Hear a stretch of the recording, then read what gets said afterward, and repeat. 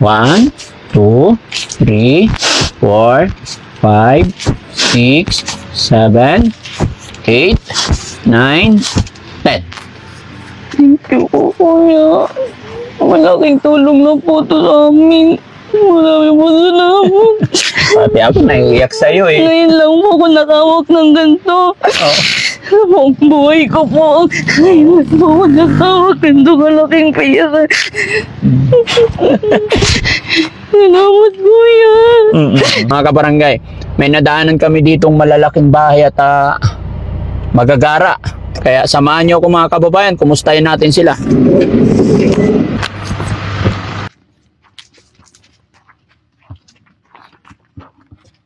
Opo. Hi, hello ma'am. Magandang tanghali po. Kumusta kayo dito ma'am? Ito po bahay nyo. Pwede bang maipagkaibigan? Pwedeng maipagkwentuhan? Ano pangalan ni ate? Rosaline. Rosaline. Oh, pwede ba ako umakyat? Akyat tayo mga kababayan. Ayun. Rosaline, wag kang kabahan sa amin, wag kang matakot. Hindi po kami masamang tao. Gusto ko lang kumustahin kayo dito. Makilala kayo. Malaman yung mga kalagayan po ng mga kababayan natin dito sa Pangpang. Kasi mga kababayan, ito po gilid ng dagat. No? So, pwede ba may pagpintuhan dyan? Oy, pasok tayo. Po tayo, be. Yan, dito ka. Dito kayo nakatira? Okay. Yup, upo tayo para maganda yung yung usapan. Rosaline, beauty siya. No? Kumusta ang buhay dito? Ayos naman po. 18 years old. Una po akong nag-asawa, 15 years old po. Niligawan niya po ako hanggang sa nabuo po yung pagsasama namin. Hindi po siya pumunta dito ni isa kahit sabihin kong pupunta siya para dito siya magligaw kay Nilima po. Kasi hindi niya po ginagawa. Doon po kami sa bahay nito. May nangyari na po. Tapos doon nabuntis po ako. Tapos hanggang sa anak po ko. Pumunta po yung mama niya sa hospital. Nagbigay lang po ng 1.5. Tapos sabi pa mama niya, parang hindi niya po kasi tanggap po niya. Sabi niya kasi alagaan niya yung apo niya. Sabi niya, kahit apo niya naman yun. Hindi nila tanggap yung apo nila. Kahit po kasi nila hindi. Kahit nakikita naman po nila ako sa bahay. Parang tingin po nila sa akin. Ilang taon yung naging asawa mo doon? Nasa 18. 18 siya. Pero nung nanganak ka, 15 years old. Oh. Hanggang sa po, nabalitaan ko din na mainanakan na din po siya. Tapos iniwan ka, mainanakan kang iba. Opo. Nakalipas ng ilang taon po, may pumasok din po sa buhay ko. Ligaw din po siya. Nakita ko lang din po siya sa Facebook. Pero taga dito din po. Hanggang saan nag-meet up po kami. Mga barkada ko din po, kakilala nila. Hanggang sa ligaw po. Tapos yan na rin po sa bahay nila. Hanggang nabuntis din po ako. Hindi na rin kahit nidalaw niya po pinuntan. Gano'n na lang po, iniwan niya na lang po ako, bigyan ko na. Bakit hindi po napakita kahit anino niya. Merong time po na piyesta po ng bayan, nakita ko po siya.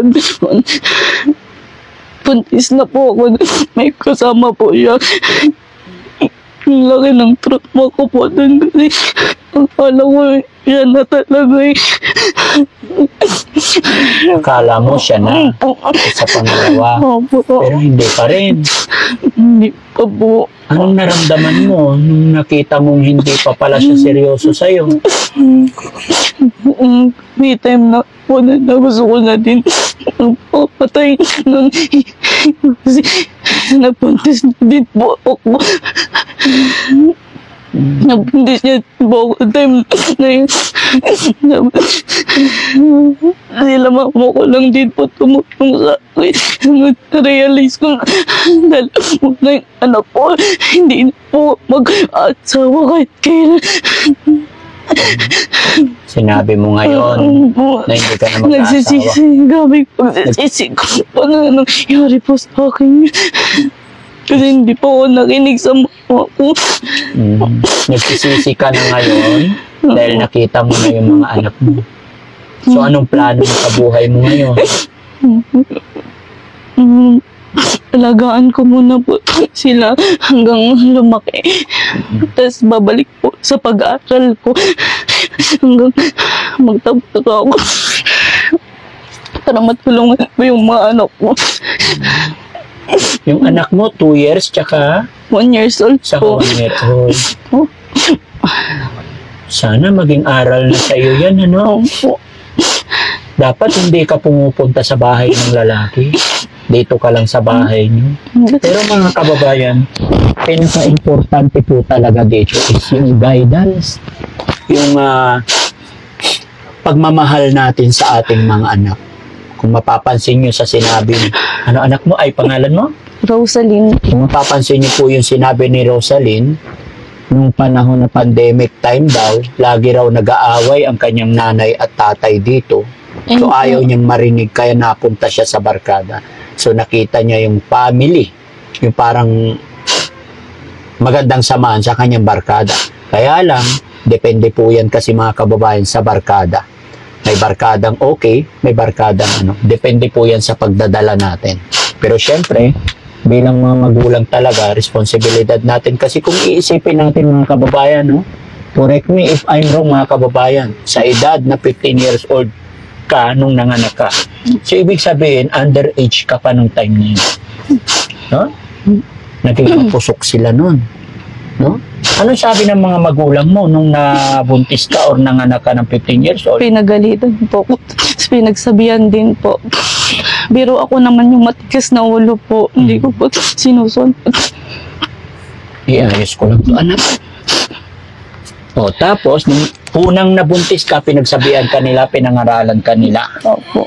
Tapos, ilang taon ka nung nanganak ulit? Nung nagkaroon ka ulit ng karelasyon? 17 po. 17. Ano na naman ang sinabi ng nanay mo nung nabuntis ka sa pangalawa? Nagalit po na naman. Siyempre po. Naintindihan ko naman po sila kasi sobra po kasi yung pasaway ko. Kahit ba nakasaway. Sabi ko, nagsusorry ako sa kanila kasi sobrang pasaway ko na masyado. Dalawa na anak ko. Pero sabi, tinutulungan ko naman po sila ngayon mag-alaga ng mga pamangkin ko. Noon, nung 15 years old ka pa, pag sinasabihan ka ng magulang mo, narinig dito, tapon sa kaliwa, parang wala. Ngayon, naging nanay ka na, naintindihan mo na siguro kung anong nararamdaman ng mga magulang pag sinasabihan ng anak. No? Tanong ko sa'yo, gaano nga ba kahalaga ang ating mga magulang? Mahalaga po. Mahalaga. Gaano sila kahalaga sa buhay mo? Mas mahalaga po sa buhay ko. Kasi sila po nagbigay ng buhay ko. Di ba? Totoo yun mga kababayan. May mga time talaga na tayo, mga anak, hindi natin mararamdaman pa. Hindi natin nakikita kung gaano sila kahalaga. Hindi lahat pero mostly, hindi natin pa mararamdaman yung halaga ng ating mga magulang hanggat hindi pa tayo nagkakaroon din ng anak. Ngayon may anak ka na, saka mo naramdaman. Pero, wala na. May anak ka na, isa ka na rin magulang. So, sana maging aral sa iyo yung nangyari. At sana, sa pangatlong pagkakataon na hindi na magkamali, ano? Opo. Siguraduhin mo na. Alam ko mag-aasawa ka pa kasi bata ka pa. 18 years old ka pa lang. No? Although, andyan na yan. Hindi ka naman na pwedeng pagsabihan kasi alam ko yung mga magulang mo ay pinagsabihan ka na. Pero ang akin lang, sana sa pangatlong pagkakataon ay maging aral na sa iyo ang lahat. Wag ka na sanang magkamali. Wag kang pupunta sa barkada. Kung may mahanap or may makita ka, sana yung seryosong pupunta sa bahay, no? So, paano kayo? Paano yun? Yung mga anak mo, paano sinong nagpapakain? Nanay, tatay mo? Opo. Basta dito kayo sa bahay. O, di ba? So, ano't ano man nangyari, nanay at tatay pa rin natin ang sasaklolo pagdating sa kagipitan, no? Oh. Bata pa talaga mga kababayan, eh. Tignan mo kung makaiyak o hindi mawala yung ano nila. So, ano naman ang mensahe mo dun sa una mong naging asawa? Kasi may anak kayo. Anong mensahe mo sa kanya? Alagaan niya na lang yung pamilya niya. Pamilya Kaya niya. lang po. Yun po. Yun lang? Wala ka bang mensahe sa anak ninyong dalawa? Hindi na po, wala din naman po silang kwenta. Wala na din po silang kwenta eh. Kahit parang may time kasi na nagkasakit po yung ano ko. Naghingi mo ko at maliit na tulong. Hindi po nila nagbigay. Kahit anong pagmamakaaw. Nagmakaawa ka sa kanila dahil may sakit yung anak mo. Opo. Ano sabi niya? Hindi po nila i-reply. Hindi sila nagre-reply. Opo. Kahit doon sa pangalawa, Ganun din po sila. Kasi binlock po ako nung lalaki. binlock ka na nila. Opo. Ayan, wala tayong magagawa dyan. Pero sana, naging malaking aral na sa iyo ito, ano? Opo. Hindi kita i-judge or what. Hindi kita pagsasabihan ng kung ano. Bagkos, gusto ko matuto ka na. Opo. Lahat ng nangyari sa buhay mo, usapin mo lang si God. Magsimba ka, usapin mo yung Panginoon. Ipagdasal mo na i-guide ka niya sa lahat ng iyong gagawin. Yun lang masasabi ko sa iyo. No? Opo. Huwag kang bibitaw, huwag kang mawala ng pag-asa para sa iyong mga anak. Dahil, gaya ng sinabi ko, marami ka pang tatahakin, marami ka pang pagdadaanan dahil bata ka pa. Salamat ako dahil nakilala kita. Salamat. Sana ito na yung magiging simula, pagbabago ng buhay mo. No? Opo. So, kung alam mga kababayan, no? Sana yung mga boys natin dyan, may dala akong bigas. Kuya Bal, pahingi akong bigas, isang balot. Pasensya na kayo mga kababayan. Naubos na yung bigas namin na tag-isang sako, pero mayroon akong tag 5 kilo dyan. Isa lang, may dala akong bigas para makatulong. Salamat Paano pag po. bumibili kayo ng bigas dito? Ano po? Kilo.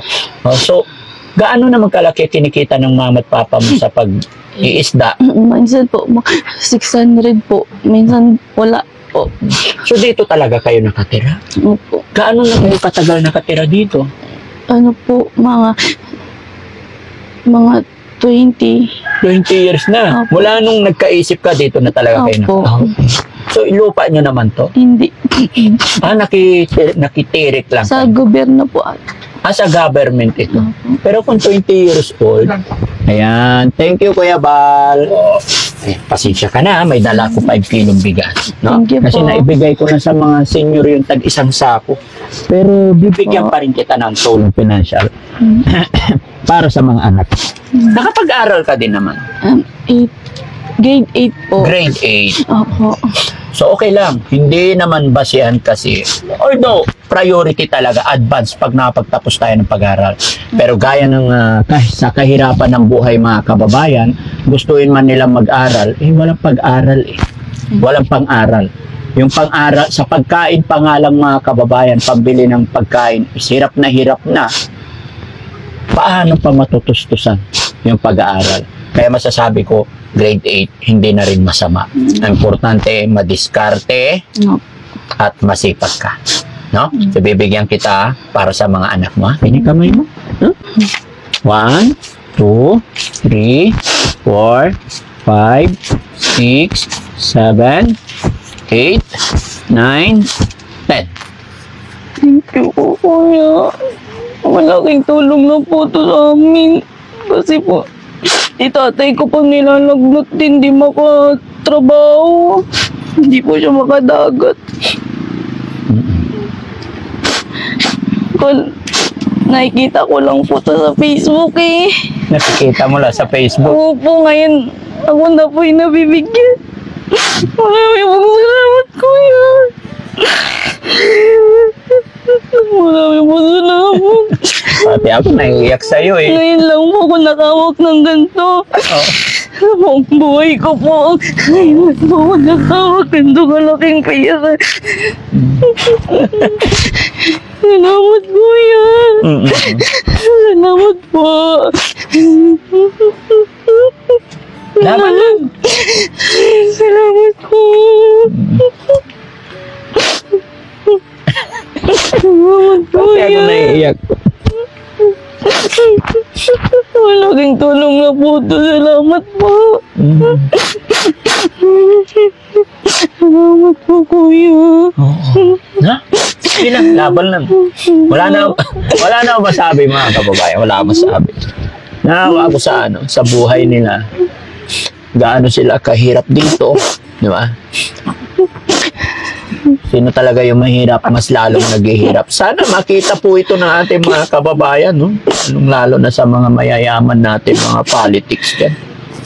Nakakaawa talaga, mga kababayan, nakakaawa sila. Pero, kaya nang sinabi ko, ikaw pa rin mismo gagawa ng kapalaran mo. Salamat. Kaya pagbutihin mo, anak, bata ka pa, 18 years old. Kung ano man ang naging nakaraan mo, gawin mong inspirasyon ang iyong mga anak. Ha? Habang may buhay, may pag-asa. Hindi pa huli ang lahat. Okay? Salamat po, kuya. Oo. So, ayan mga kababayan, mga kabarangay. Po. Sa lahat po na nandyan sa premiere, maraming salamat. Sakali man po, isa ka rin nanaloha sa kwento ng batang ito. Mangyari lang, i-share mo po ang video nito para kapulutan ng aral ng mga batang mga kapanood para magkaroon din sila ng idea. Mga kababayan, maraming salamat po. God bless. Thank you, Lord, at salamat po kay Daddy Frankie. Sana po marami po siyang matulungang kagaya ko po na single mom at kagaya ko din pong mahirap. Salamat po. Bye-bye po.